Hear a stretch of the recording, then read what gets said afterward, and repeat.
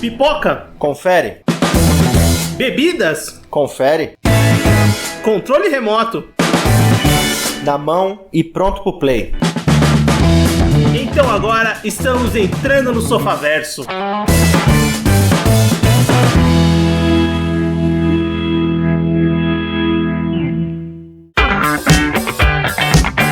Muito bem, Sofaverso começando, voltamos para mais um episódio do seu podcast e hoje vamos falar de anime, vamos falar de Chainsaw Man e para isso eu tô com o Everton. Fala pessoal, beleza? Eu sou o Vinícius e bem, vamos hoje falar de mais um dos animes do final do ano, né, da última temporada de animes do ano e com certeza um dos animes mais esperados de 2022, vamos conversar agora em 2023, né, sobre Chainsaw Man, um anime que estreou no final, em outubro, né? Foi de outubro a dezembro do ano passado, com seus 12 episódios na Crunchyroll. E, cara, era um anime muito esperado, né? Porque foi um mangá de relativo sucesso, né? Um mangá do Tatsuki Fujimoto, publicado em 2018 na Shonen Jump.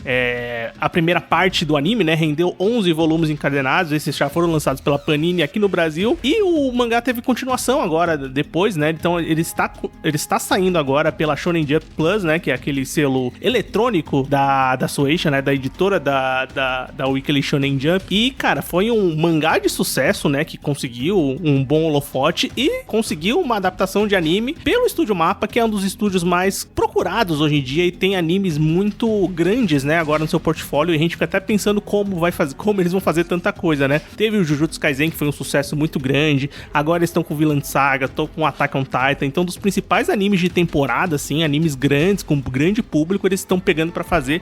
E o Chainsaw Man não foi diferente, fez muito barulho e chegou, né? Finalmente chegou a adaptação e a gente sempre ficava de olho, né? Pra saber como seria essa adaptação. Eu não conhecia o mangá, você conhecia, Everton? Não. Eu conhecia assim, tipo, já ouvi falar, mas eu não sabia de nada da história, né? Tipo, eu não tinha noção da história. O que eu tinha contato foi o trailer depois do anime só.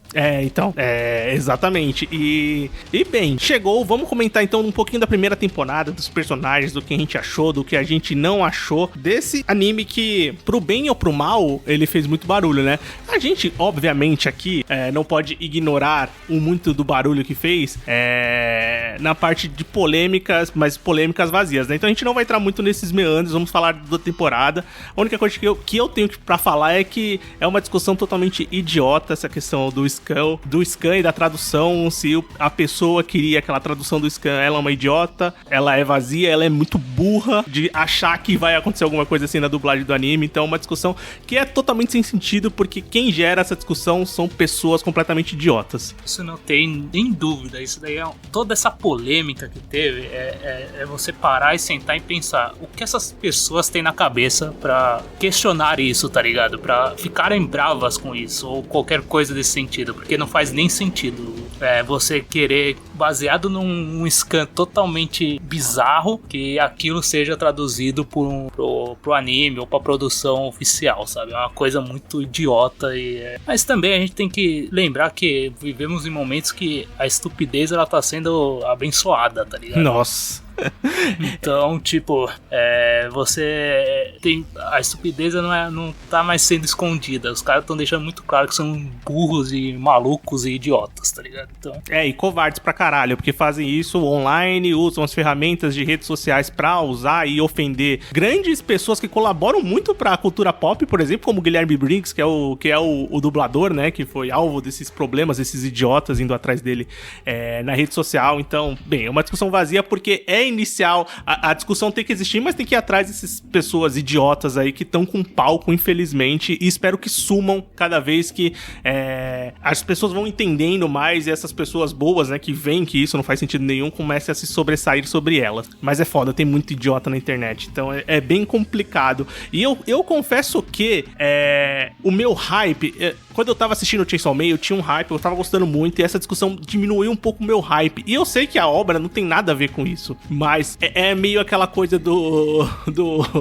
cancelar o criador, sabe? E eu sei que o Fujimoto não tem nada a ver com isso, o pessoal que fez o anime não tem nada a ver com isso, mas o fandom é muito chato, né? Então, é muito chato e muito imbecil, então isso acaba atingindo a obra pro bem ou pro mal. Beleza, eu também senti um pouco isso, mas aí depois eu comecei a refletir e não foi muito só por isso, foi também porque eu particularmente não me pegou muito, tá ligado? Eu achei legal, já entrando assim na conversa do próprio anime, eu achei legal, achei que tem umas ideias interessantes, mas pra mim não foi nada surpreendente, nada tipo, nossa, que bacana, sabe? Que coisa espetacular, ou que coisa tão diferente assim.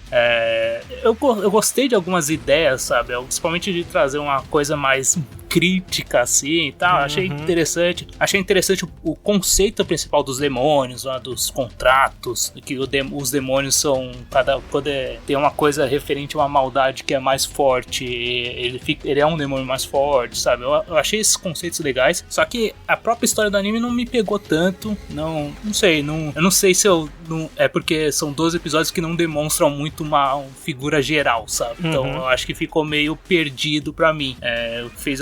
Foi a sensação que eu tive, sabe? Bem, eu também não tinha noção da história.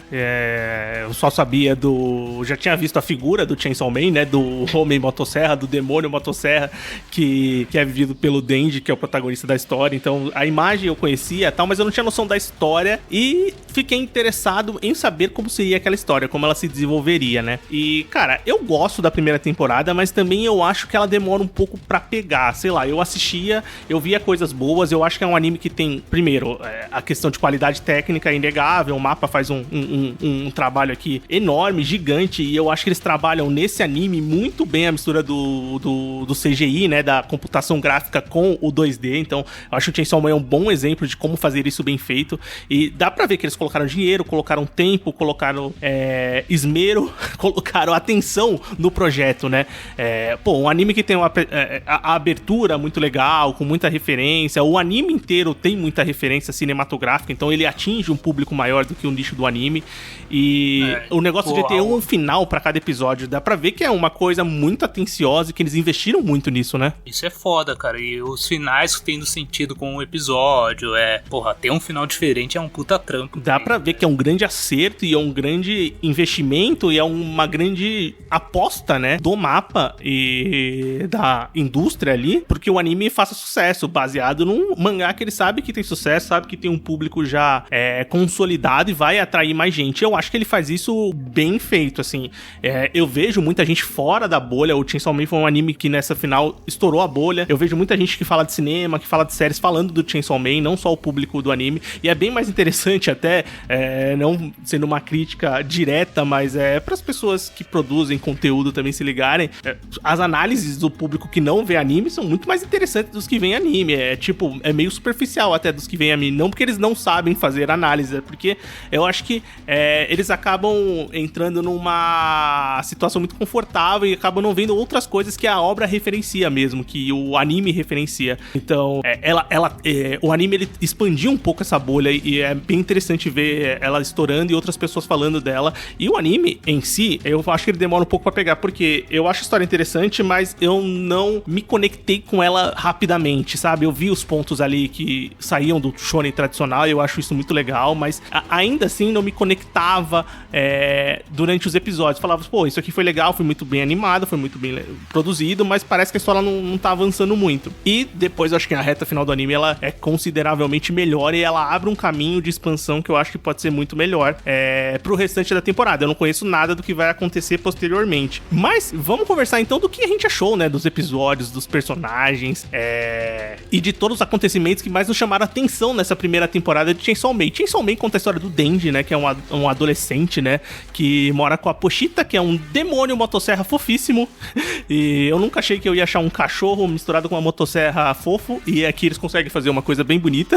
Sim, e o que é bizarro que como a Pochita é um personagem tão, sei lá, marcante pro anime e aparece tão pouco, né? Com certeza, porque o anime começa, o primeiro episódio ele se dedica a mostrar ali a origem do protagonista, protagonista, né? Então o Denji tem a Pochita, e o Denji é um adolescente afundado em dívida, é um caçador de demônios pra máfia, e ele e a Pochita fazem de tudo pra caçar os demônios, ganhar o dinheiro dele, e a gente tá pensando no mundo que existem demônios, né? Então esses demônios, como a gente comentou, existem, são demônios com as coisas da sociedade, né? Os dilemas da sociedade materializados como demônios reais. Então existem esses caçadores de demônios, a gente é apresentado pelo Denji, que é um cara que caça demônios pra máfia, mas ele é um cara 100% à margem da sociedade, com zero esperança e zero caminho ou rumo. Ele é um cara afundado em dívidas que ele herdou do pai dele falecido, então ele tem que lidar com uma carga muito maior fora. Então eu acho que aí já é uma desconstrução muito legal, que é o do protagonista, né? Que é o protagonista 100% à margem da sociedade, o cara mais pra baixo e mais fudido possível. É o literal fudido, ele não tem o que fazer, sabe? 100%. E nem por culpa dele. Exato, ele já herda a questão, né?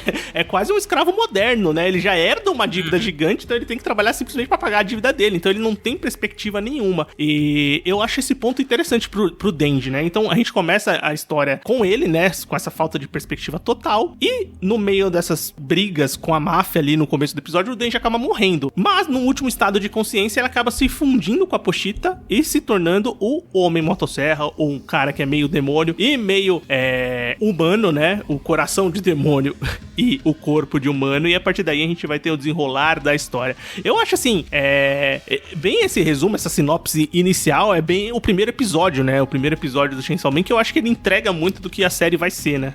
Mais ou menos. Eu acho que ele entrega muito do Denji, tá ligado? Ele realmente apresenta muito bem o protagonista. Deixa bem claro que é ele.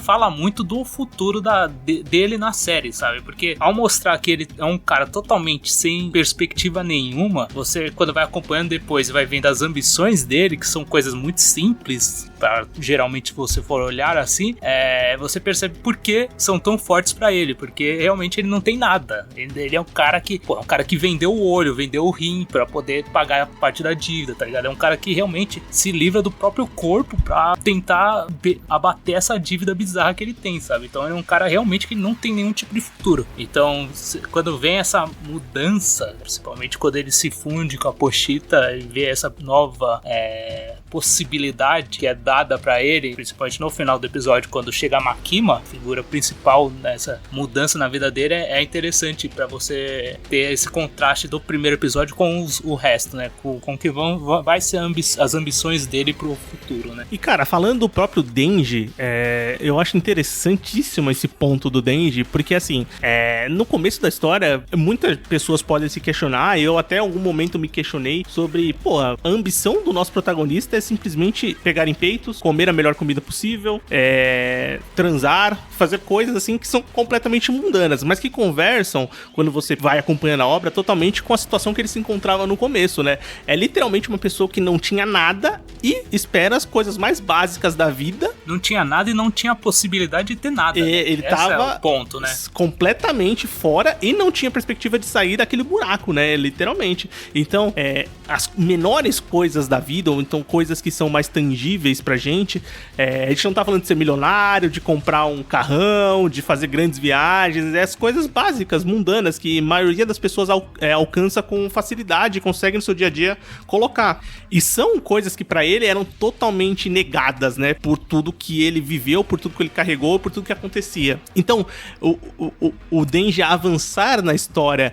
e começar a entender o caminho dele, ou então começar a querer buscar algo diferente, conversa totalmente com essas ambições pequenas que ele tem durante a obra, né? Durante essa primeira parte de temporada. Porque eu acho ele um protagonista interessantíssimo. Eu gosto muito do Denji. Eu acho assim que é um personagem que ele é um protagonista bem diferente da maioria do que a gente encontra aqui, muito pelo que a gente comentou, né? E também nas próprias ambições, elas conversam demais com a obra, né? Com como a obra tá construindo essa sociedade ali que é completamente cinza, né? Eu enxergo estilo Chainsaw Man, essa construção de personagens que não são necessariamente bons ou ruins, que é um padrão do shonen, né? Isso é bem claro, principalmente porque ele é um demônio depois, né? Vira um demônio. Então ele não tem ações boazinhas ou ações heróicas. Ele tem algumas coisas que podem ser entendidas como heróicas, mas na verdade o que ele quer é buscando o próprio objetivo, né? Um egoísmo, sabe? Então eu acho que é interessante esse ponto também. Realmente, os personagens não são bonzinhos, não são... Eles estão lá pra alcançar os objetivos deles. Totalmente. E eu acho que, eu gosto dessa leva de episódios também, que à medida que os personagens vão aparecendo, esse começo de temporada, ele é muito importante pra você estabelecer os personagens principais da trama, né? Mostrar mais ou menos qual é a situação de cada um ali e construir um pouco de background, ou da onde eles vêm, por que eles estão ali, a relação que eles vão ter com o Denji. E eu acho que o anime constrói bem isso. Apesar dele ser ele ter uma quebra ali, ser meio rápido em alguns momentos pra mim, mas no começo ele vai ali colocando os personagens e acrescentando e fazendo missões que são umas mais rápidas, outras mais lentas, mas que estão agregando ali pro todo da história, né? Principalmente pra construção de mundo que eles têm ali. Que você entende ali uma parte, mas você ainda fica curioso pra saber como é que é o todo, ou então quem tá mais por trás disso, porque às vezes parece que é uma coisa muito grande, às vezes parece que é uma coisa não tão grande assim, e você fica pensativo e fica curioso pra saber o resto da história, né? Então eu acho que a história avança bem desde o começo, em mostrar o Denji, mostrar o background dele, estabelecer ele com a máquina, e a partir daí levar ele pra Tóquio, aí sim começar na agência de caçadores de demônios, que são funcionários públicos, né? Eu acho isso muito legal. Isso que eu ia falar, é muito legal, que é a segurança pública, tá ligado? São servidores públicos eles. E porra, o que é o Estado contratando a pessoa que tá totalmente à margem da sociedade? Então ele, basicamente, o Estado é muito responsável pelo Estado que o Denji o Estado é muito responsável pela situação que o Denji se encontrava ali no começo do anime, e ele leva esse cara aqui, porra, é mão de obra barata 100%, ele vai fazer um trampo ali pra ele vai estar controlado pelo Estado, então, porra, pra ele está ótimo, né? E a Máquina, ela é uma representante fortíssima disso, porque eu acho ela uma personagem, assim, interessante, mas é aquela grandíssima filha da puta, né?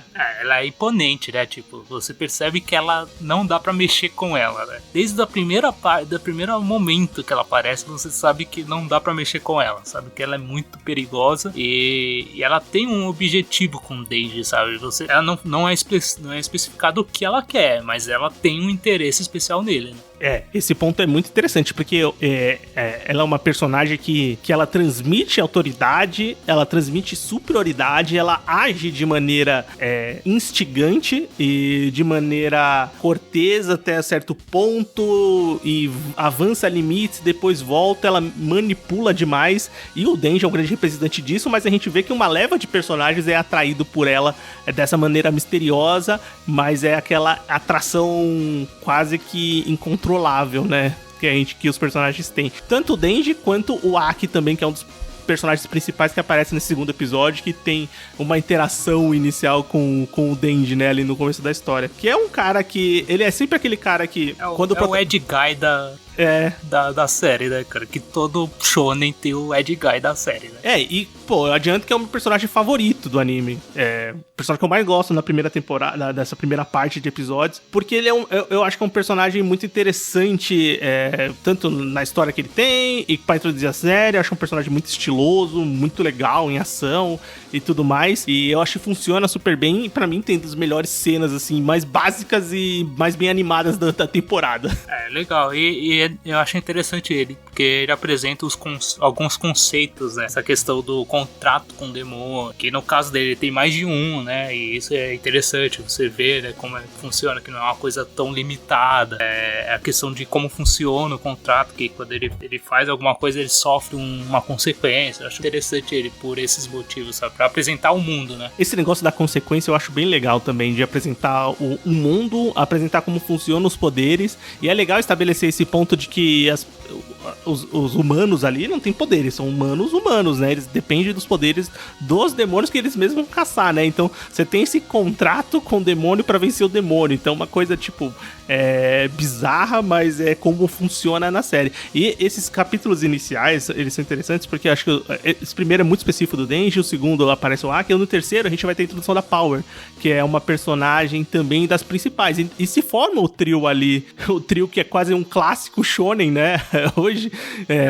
Com certeza. Que você pensa nos 3 personagens, ali são 3 personagens muito moldados em Naruto, Sakura e Sasuke, mas de maneiras completamente diferentes, né? E caminhos diferentes, e numa série com um corpo totalmente diferente, mas a gente sabe que o pé e a raiz da coisa é ali, né? E se forma esse trio inicial com o Denji, o Aki, que é um humano 100% que tem um contrato, o Denji, esse humano e demônio, né? Meio humano, meio demônio, e a Power também é um demônio, né? A Power é um demônio. E esse grupo disfuncional vai funcionando. E essa primeira parte, ela estabelece esses personagens e começa a criar uma relação entre eles e tem uma pequena batalha ali, que já é, de certa forma, grandiosa, mas também pra mostrar o quanto de ação que vai ter na série, né? Sim, a parte da Power eu acho interessante, que apresenta também os outros conceitos do mundo, que eu achei interessante. Esse fato dela ser um demônio de sangue, tipo, e ela trabalha pra segurança pública, tá ligado? Porque, tipo, se ela não trabalhar, ela é caçada, então, tipo, é meio, você tem que escolher, né, cara? E essa parte dela, quando ela usa o Denji pra poder resgatar o gatinho dela, tal, que mostra essa ideia de que o gatinho foi sequestrado pelo demônio morcego, e mostra um outro conceito do próprio, que é pessoas que têm medo de morcego geram uma sensação ruim, tá ligado? E essa sensação gera o demônio morcego, tá ligado? E como muitas pessoas podem ter medo de morcego, ele é um demônio forte, sabe? Eu acho esse conceito eu acho muito interessante ver na série. Cara, eu também acho ele muito legal e ele é um conceito que eles trabalham bem ali, não precisa ficar isso. E também é um conceito meio autoexplicativo, sabe? Porque quando você fala o demônio, o principal, né? O plot principal ali que a gente conhece e a gente descobre na primeira temporada é o demônio da arma, né? O demônio da arma é o cara que é o demônio que matou a família do Aki no começo, o objetivo do Aki, é o quem a máquina quer encontrar. A gente sabe que o demônio da arma tem interesse no próprio Denji, no demônio da motosserra. Então, o demônio da arma é autoexplicativo, né? Por que é o demônio da arma? Porque a arma é uma das coisas mais letais da Terra e se forma um demônio a partir disso, né? Porque imagina a consequência de pessoas que morreram por armas de fogo na humanidade e o mal que a arma de fogo causou. Então, esses conceitos do demônio de alguma coisa são autoexplicativos. Então, você não precisa ficar gastando muito tempo de pensar como aquilo funciona. Simplesmente aquilo acontece, né? E eu acho que colocar o Chainsaw Man é uma coisa... eu acho interessante isso de você colocar esse pano de fundo inicial e você linkar os personagens pra esse mesmo antagonista principal em comum, né? E saber que a história vai se guiar totalmente por aquilo, né? E uma coisa que me anima também é saber que é uma história curta, relativamente curta, né? Que já tá fechada, que já teve seus 11 volumes lá. 11 volumes não é tanta coisa. Essa primeira temporada do anime, ela adapta ali mais ou menos 5 volumes. Então a gente vai ter uma segunda temporada e acho que é isso, entendeu? Então eu vejo que é uma história que ela sabe, ela aparenta nessa primeira temporada saber o que vai contar, sabe? Eu não vejo enrolação, eu não vejo barriga, eu vejo que ela vai bem, assim. Muito porque o que acontece nos capítulos posteriores leva a entender isso, né? Não, 100%. De certa forma até surpreendente, né? Quando você tá assistindo. Mas antes de chegar nesses episódios, a gente tem esses episódios que você comentou, né? Do demônio morcego, que é bem bizarro, mas tem uma grande batalha. E depois a gente tem um arco todo com eles presos no hotel e o Denji, a Power e o Aki em missão, né? E uma missão, como uma missão que eles têm que fazer ali, de matar um demônio, né? Então, são... porque eles têm uma missão de resgatar fragmentos do demônio da arma pra poder achar o demônio da arma. Que é o plot principal, né? Do anime, né? Do por trás do anime, né? E eles... Eu esqueci o demônio do hotel. Qual que é o demônio do hotel? Eu esqueci. Cara, não lembro. Eu não lembro, mas tem o demônio que eles enfrentam ali naquele hotel, que é é uma parte ali que eu acho que é uma parte ali de não tanta batalha, né? Não tem muita batalha naqueles episódios, mas são episódios construtivos pra relação dos personagens, principalmente. Pra introdução tem a introdução da Himeno, que é uma personagem bem interessante também, que também vai ser uma personagem interessante pra mostrar como funciona aquele mundo ali, né, deles. personagens, e também pra criar os laços com o Denji e com o Aki, né, pra estabelecer mais ou menos como aqueles personagens vão lidar com algumas situações, mas ele é indiscutivelmente uma parte que é bem diferente do começo do anime, né, então a gente tem uma parte de grande batalha, e depois a gente tem um arco que tem menos batalha, mas ainda acontece bastante coisa, né. Mostra que tem efeitos diferentes, os poderes dos demônios, porque eles ficam presos num hotel, né, que eles não conseguem sair de lá de jeito nenhum, né, meio que destruir o demônio que tá lá, né? E eles ficam lá presos, sem água, sem comida, sem nada. E é muito interessante, principalmente pra criar, primeiro, pra demonstrar a relação que a Himeno tem com o Aki, né? E ela aparece, ela fala que é a parceira do Aki e tal, mas você ainda não sabe muito bem, né? E mostra ela falando qual é a relação deles e tal, pra depois, porque posteriormente vai ter muita importância isso, né? E também para estabelecer a relação do Aki com o Denji, que eu acho que é o ponto principal desse arco. Uhum. Porque é bem interessante ver que eles começam ali meio que rivaizinhos, né? E depois a gente vê que existe uma mudança ali também de entendimento, que eu acho que é um ponto interessante da história, que é esse entendimento entre os personagens ali. E, pô, são os dois personagens que gostam da mesma pessoa, né? De maneiras diferentes.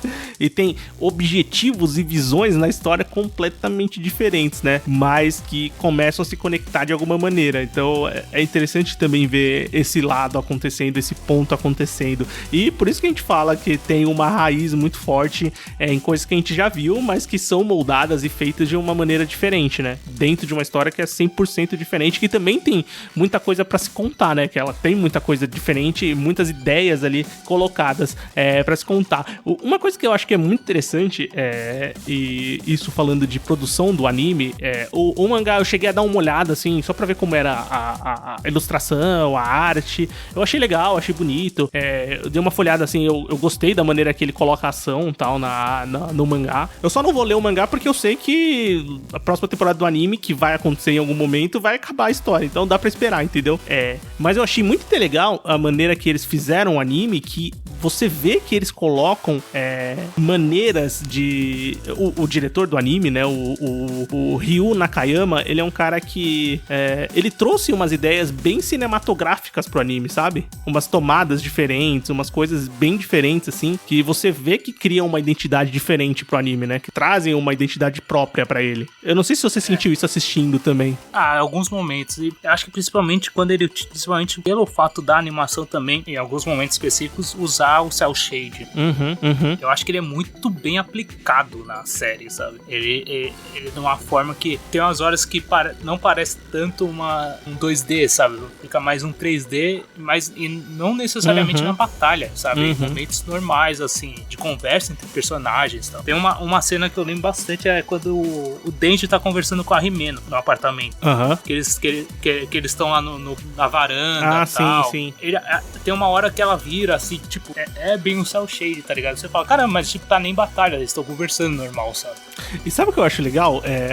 Esse ponto que você levantou me lembrou de uma coisa interessante. Eu gosto do Chainsaw Man também, da construção de mundo, porque ela, de certa forma, apesar de ser um anime bizarro em muitos momentos, né? A gente tá falando do Chainsaw Man, mano. O personagem principal é um homem motosserra, literalmente. E ele é extremamente violento. Né? E ele é extremamente violento, mas você vê que ali é uma violência proposital pra história, né? Pro jeito que eles estão contando a história. Mas eu acho legal, interessante, o tempo que ele se propõe a colocar os personagens em situações 100% mundanas. Então, ele coloca o personagem, como eu falei, ele coloca o Aki indo fumar na varanda, ele coloca os personagens tomando café e conversando sobre coisas da vida, coisas simples, o personagem vai tomar banho. Então, são umas coisas assim que você fala, pô, são coisas idiotas, né? Mas que você vê que o shonen não se preocupa em mostrar, né? 100%, a maioria dos shonens, quando os personagens não estão em batalha, não estão em missão, não tá acontecendo alguma coisa, eles não se propõem muito a mostrar o dia a dia ali, as pessoas vivendo. Isso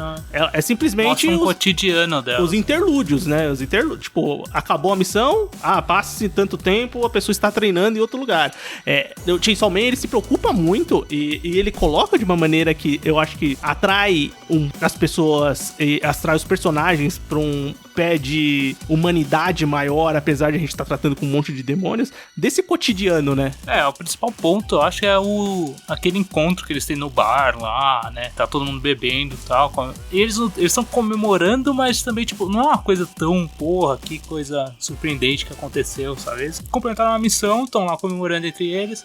Eu acho interessante, realmente, é um ponto que é diferente do demais, né? Mostra o cotidiano dos personagens. Cara, eu acho isso bem interessante, porque isso é muito importante, na minha visão, pra você criar empatia com o personagem. Eu acho que isso te faz entender melhor como eles pensam, ou como eles estão ali no dia a dia. E eu acho que é uma coisa importante também, que a série faz, é criar aquela sensação do risco iminente do que eu posso ser o próximo, essa missão pode ser a última. E os personagens deixam isso bem claro, né? Porque todas as missões eles vão ali, eles sabem que nem sempre eles vão lidar com a situação. E essa parte do hotel, eu lembrei o nome do demônio, é o demônio da eternidade, que é o demônio que eles enfrentam no hotel.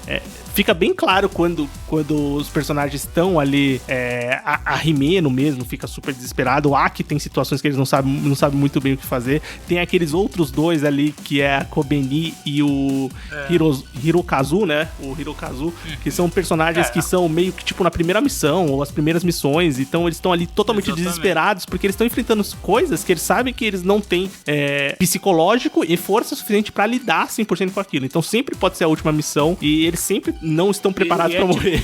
E é um trampo, tá ligado? Não é que é, sei lá, vocação ou que eles têm habilidade especial pra isso. Não, é um trampo como qualquer outro. Só que, tipo, tanto que a Kobeni fala, pô, eu tô aqui porque meus pais querem que não tem dinheiro pra pagar a faculdade do meu irmão, tá ligado? Eles acham que o meu irmão tem mais futuro, então eu tenho que trabalhar, sabe? É bizarro, tá ligado? Não é tipo, tem um poder especial ou tem uma vocação. Não, é um trampo, cara. E é um trampo muito perigoso, sabe? E eu acho legal esse conceito. Então, talvez... E outra, talvez a questão de você mostrar muito o cotidiano dos personagens, ele cria mais ainda a relação de que aquilo é um trabalho, né? Aquilo não é uma vocação heróica deles. Os caras estão lá, eles têm algum tipo de habilidade e eles trabalham pra aquilo. Dá-se a entender que eles ali tem uma parte de segurança pública, mas também tem profissionais e... tem a parte particular, né? Tem a parte particular, a rede privada, sei lá como eles vão colocar, mas dá pra entender isso também, desse universo do Chainsaw Man. Tanto que a Rimeno, direto, ela falava que queria levar o Aki para trabalharem de maneira particular, né? Sair do serviço público. Uhum. Cara, e... falando agora dos episódios, né? A gente já tá falando meio que dos personagens dos episódios, né? Mas a gente tem a parte surpreendente do anime que a gente tá conversando. Eu acho que começa aqui nesse episódio 8, né? Não, mas antes disso tem o treinamento, né? Não, o treinamento é depois. Não, é depois. Treinamento é depois. Por quê? Porque a série tá vindo nessa toada que porque eu tava achando muito interessante. Eu tava achando interessante, tava achando legal, a animação era super foda, mas ainda eu achava que faltava alguma coisa pra engatar, sabe? Tipo, tá legal, mas não estar surpreendente. E quando você chega no 8º episódio, que ele tem um grande plot twist, na verdade não um plot twist de mudança de história, mas tem uma situação muito grave, que é um atentado contra os personagens principais e, cara, é um episódio que ele consegue construir esse nível de alarme e de gravidade de uma maneira que os personagens sentem e você sente assistindo. Sim, quando literalmente quase todos os personagens morrem.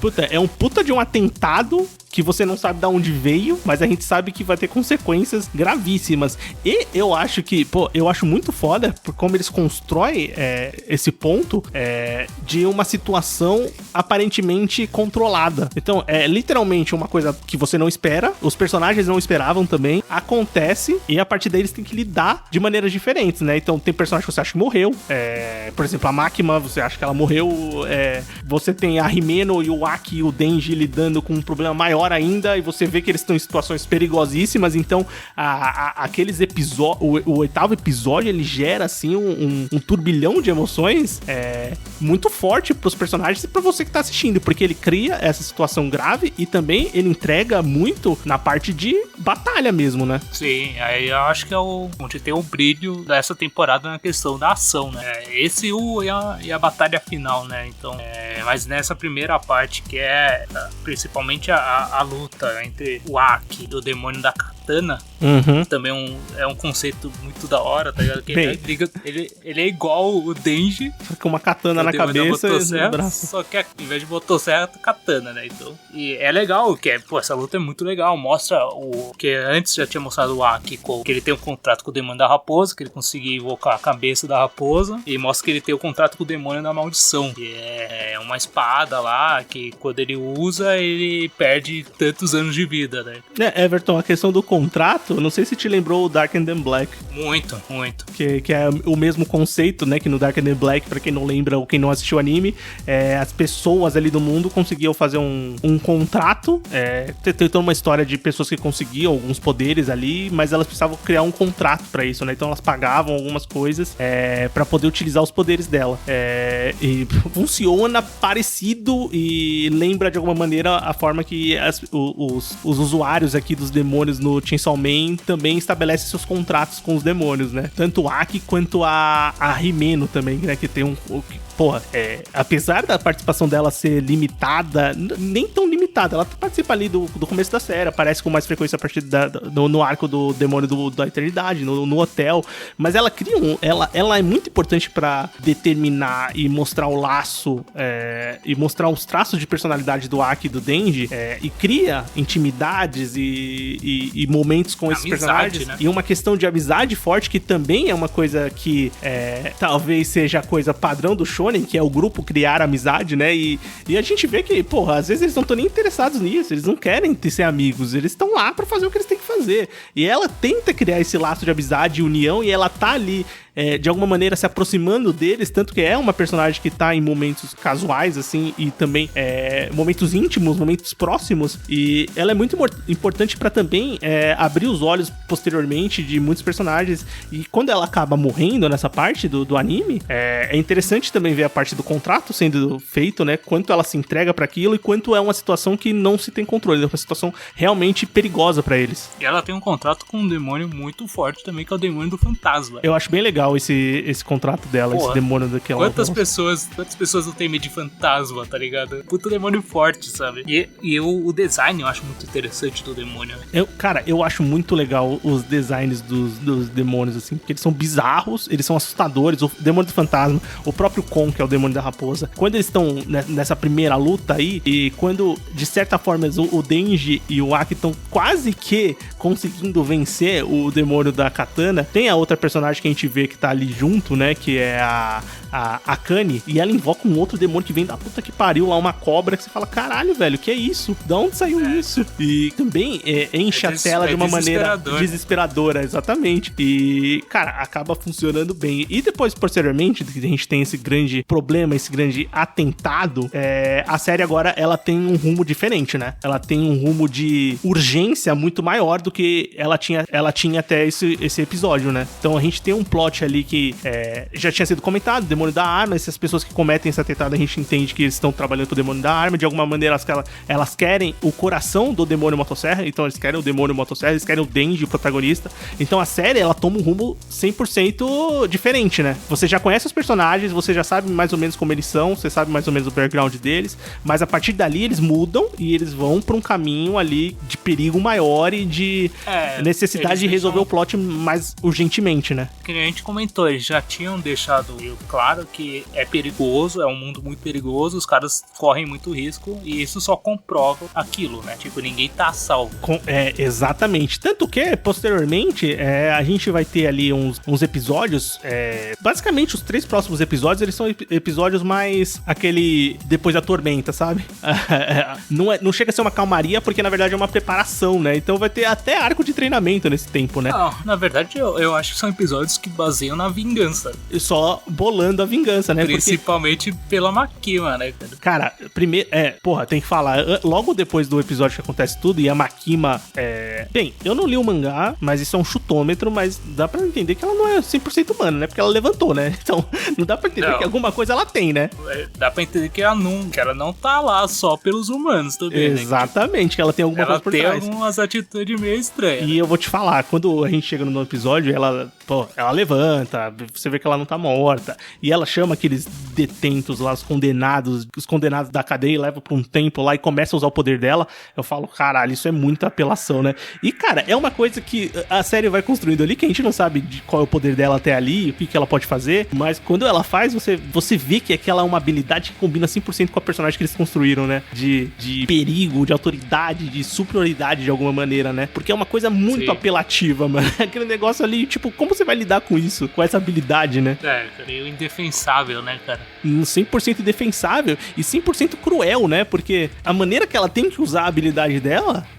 Cruel de todas as formas possíveis. Tanto pra pessoa que sofre, mas ela precisa de um meio, de um instrumento, então ela precisa matar alguém pra poder gerar a habilidade dela pra matar outra pessoa. E não são habilidades de rastreamento, não são habilidades de paralisar o adversário, são habilidades 100% mortais, né? E destrutivas pra quem sofre elas. Ela amassa, ela basicamente amassa os caras. Dobra eles como se eles fossem papel. E, porra, vou te falar que é um efeito bizarramente perigoso. E eu acho muito tenso quando os caras começam a ver, os caras que cometeram os atentados, eles começam a ver os outros morrendo. Eles falam, caralho, mas não tem como me defender disso, do outro né? lado, né? Ver o desespero do outro lado. Não, e você vê o desespero dos que deveriam ser, ou são, os mais fortes, né? Os líderes ali da situação, né? O demônio da katana, a personagem lá do demônio da cobra, desesperados, né? Porque eles não têm defesa pra aquilo. Cara, tem um personagem que entra depois, que é o Mads Mikkelsen,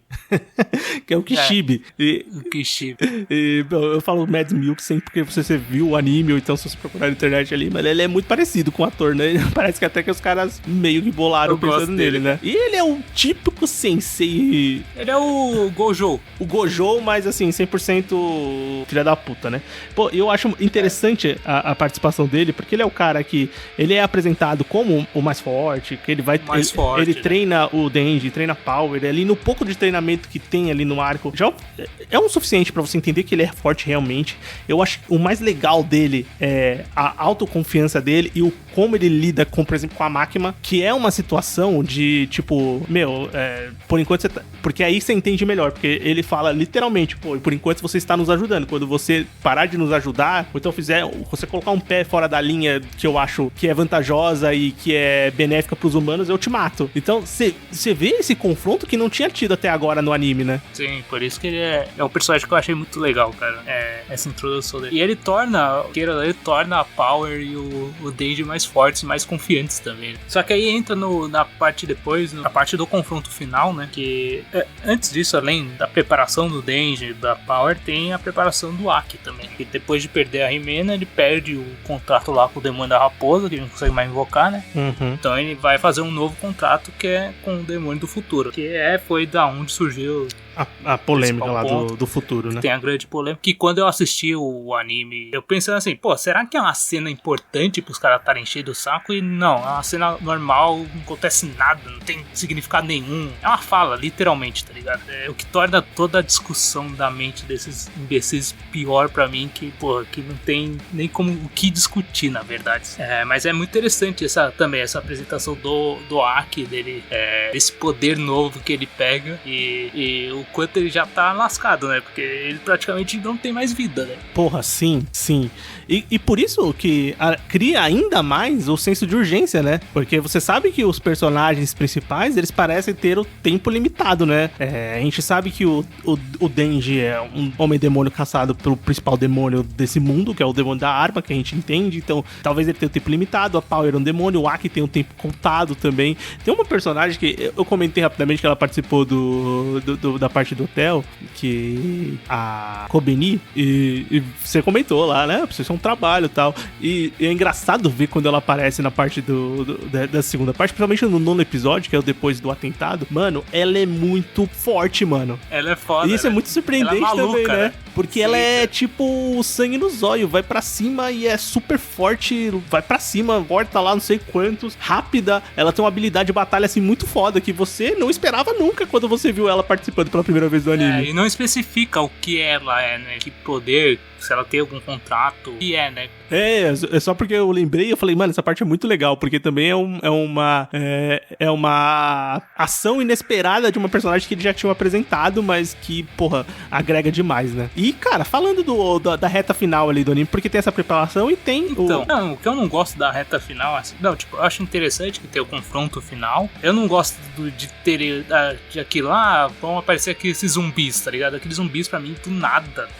Também pareceu uma encheção de linguiça mesmo. Achei a encheção só pra apresentar personagem, que eu achei muito tosco. E eu vou te falar, personagens que eu tenho certeza que não vão ser utilizados no resto da obra, mas assim, eu posso estar erradíssimo. Desculpa você que leu o mangá e você sabe, mas parece que são personagens que vão aparecer ali, mas não vão ter importância grande pro resto da obra. Sei lá, tipo, tem alguns que são, tem o demônio tubarão, o anjo lá, que é interessante, que meio, tipo, assustador parece, sabe? Mas pra mim não, uma parte muito... Parece a mesma cena do primeiro episódio, só que com outros personagens em vez do Denji só lutando. Sim, mas aí tem o grande destaque, que são os confrontos pessoais, né? Que é o Aki contra a Sawatari, que é a demônio lá da cobra, que matou a Himeno, né? E o confronto do Denji com o demônio da katana, que aí, porra, aí pra mim é o ápice da questão de luta do anime, né? Porra, entrega muito.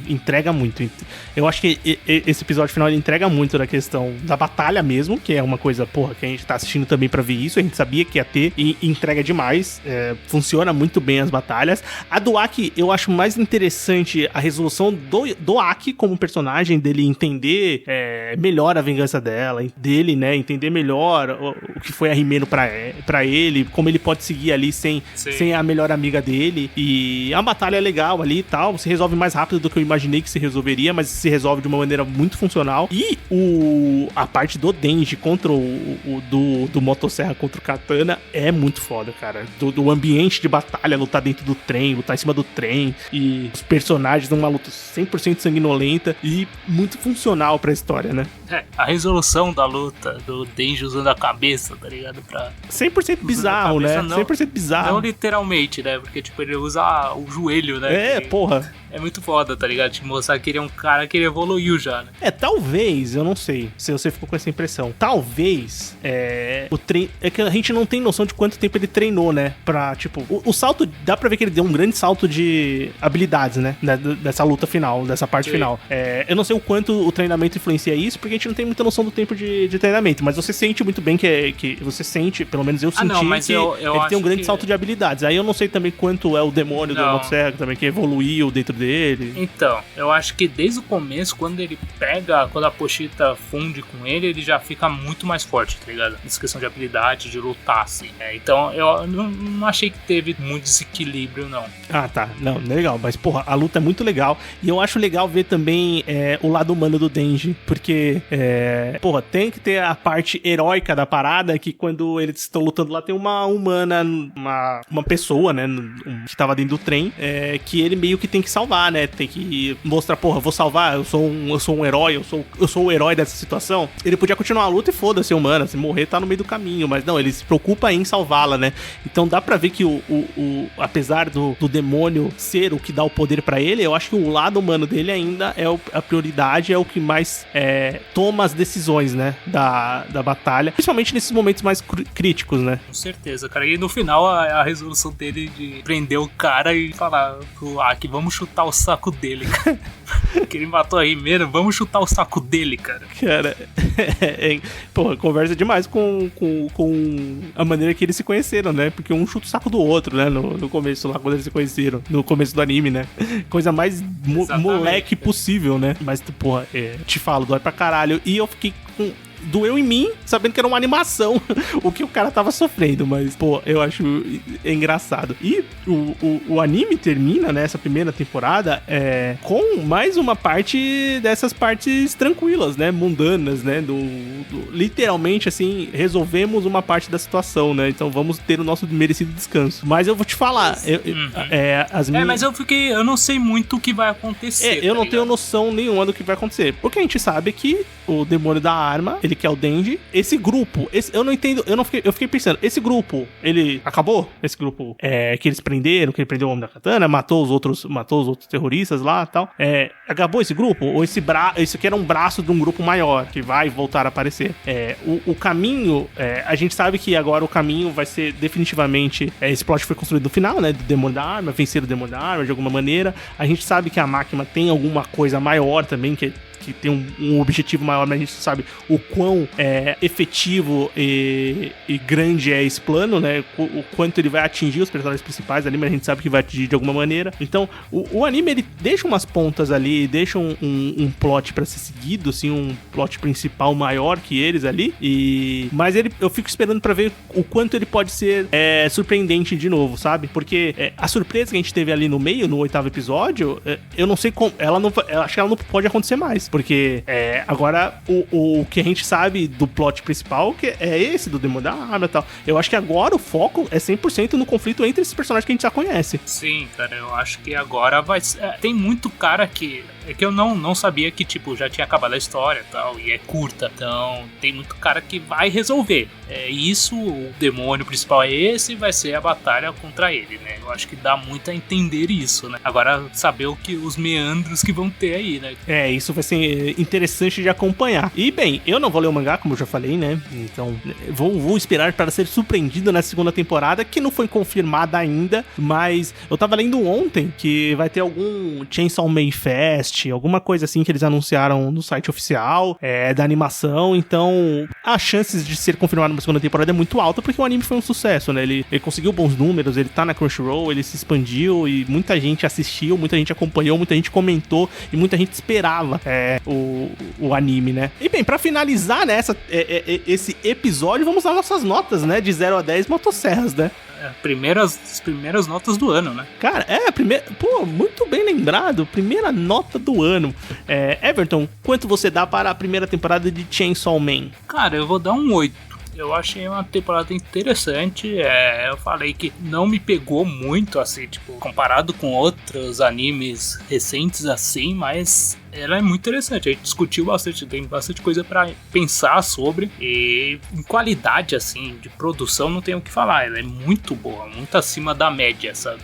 Então acho que um 8 é uma boa nota. Legal, eu vou ficar com você então. Eu vou dar 8 também, pra gente fechar 8 motosserras aqui pra primeira temporada de Chainsaw Man. Eu também gostei bastante. Eu acho que ela demorou um pouco pra engrenar, mas eu acho que é mais por um gosto pessoal, sabe? Uma empatia, uma coisa que não me pegou ali de começo ali da série, mas, pô, com uma série muito bem feita como essa com alguns pontos interessantes, com os personagens legais, então você fica curioso de ver, como o Everton falou, tecnicamente ela é muito acima da média, o mapa faz um trabalho muito bom aqui, o que é surpreendente vendo a quantidade de animes que eles estão pegando, então a gente fica sempre pensando quanto isso vai ser mantido, mas, pô, nessa primeira temporada eles fizeram um trabalho muito bom e eu fico bem curioso pra saber como vai se encaminhar a história a partir daqui, né? E se você, ouvinte, assistiu a primeira temporada, comenta com a gente o que você achou dessa primeira temporada, se você gostou da série como a gente gostou, suas impressões, personagens favoritos e tudo mais. E é isso, né? Conversamos aqui da primeira temporada de Chainsaw Man e vamos pro bloco final agora. Recomendações, críticas e o que mais vier à nossa cabeça agora no bloco final. Muito bem, bloco final do Sofaverso começando. Agora da gente comentar alguma coisa que a gente assistiu, que a gente leu, que a gente escutou, vale qualquer coisa. Everton, o que você traz para nós? Eu vou comentar o filme que eu assisti no Star Plus recente, que é O Menu, que eu sei que você também assistiu. Também assisti. E é um filme que eu gostei bastante. Eu também gostei. Eu achei um filme... Ele é um filme de terror, mas ele tem umas pegadas de crítica, de comédia, que eu ri bastante no filme. Eu dei umas risadas boas também. Porque tem uma... É porque é muita situação que é muito bizarra, então é muito interessante isso. E as atuações eu achei muito boas. A da Anya Taylor-Joy, que é a protagonista, e do Ralph Fiennes. O Ralph Fiennes estava muito bem nesse filme. Ele tá muito bem nesse filme, velho. Eu fico pensando como ele conseguiu se manter naquele nível de calma durante o filme todo. E é muito bom. Todas as situações que acontecem eu acho muito interessante, sabe? Eu achei muito... Ele tem uns pontos de surpresa, de choque e tal, que você fica, caramba, como isso aconteceu, tá ligado? Mas, mano, é um filme... E tem uma resolução que eu acho muito legal. Porra, no final eu achei legal muito também. bom. É, estranha, Então, é aquela estranheza que te atrai, né? Sim, cara. Então é uma ótima recomendação. Cara. Eu achei bem legal também. Eu assisti agora, né, em 2023, mas foi um dos melhores filmes de 2022 que eu assisti, que é o filme do ano passado, né? Eu achei muito bom também, gostei bastante do filme. O que eu vou recomendar é um anime também tá no Crunchyroll, que ainda tá em transmissão, né? Ele tá saindo simultaneamente lá no Japão e no Crunchyroll, que é a nova versão do Trigun, que é um anime clássico, né? Um anime clássico que saiu lá nos anos 90, né? Baseado na obra do Yasuhiro Naito. E, muita gente assistiu o anime clássico de 98 e tal, fez muito sucesso. E ele foi repaginado. Um anime que saiu nos canais que passavam anime no Brasil, né? Porra, dublado, passou muito dublado. Então, muita gente tem memória do Trigun e guarda lembranças boas, né, do anime. Eu confesso que se eu assistir Trigun, eu não lembrava de nada. Eu sabia personagem, você conhece o Vest, de você ver e tal. Sempre achei legal as ilustrações. Devo ter assistido episódios perdidos assim, mas eu não tinha o conhecimento da história, né? Então eu falei, vou assistir essa nova... o estouro da boiada. O estouro da boiada, sabe? Vash Stampede. E eu fui assistir esse novo anime. E, cara, eu confesso que eu já fui com o pé atrás, porque ele é um anime do estúdio Orange, então ele é 100% CGI, né? Aquele cel shading, 3D, animação. Aquela animação que muitos animes estão fazendo, né? Agora também. A Netflix trabalha muito com esse tipo de animação. Mas, cara, eu surpreendentemente fiquei muito animado com o que eu assisti, cara. São 4 episódios até agora com o que eu assisti, né, no dia da gravação desse podcast. E, cara, a animação é belíssima. Ela tá longe de ser aquelas animações toscas da Netflix, que, na minha opinião, são toscas, né? Eu sei que tem gente que deve gostar, mas eu não gosto muito. Mas, cara, eu achei a animação belíssima. A história é bem divertida, assim.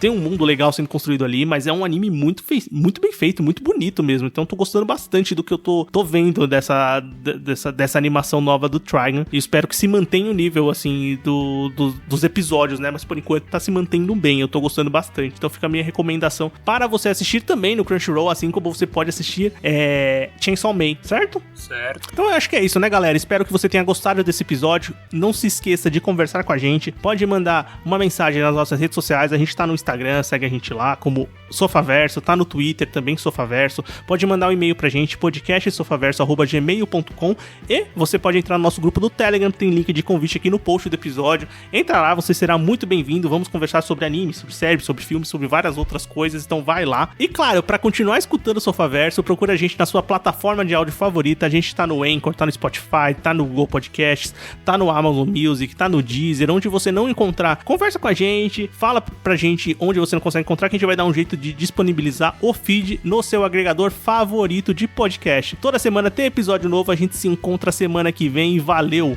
Falou, até semana que vem.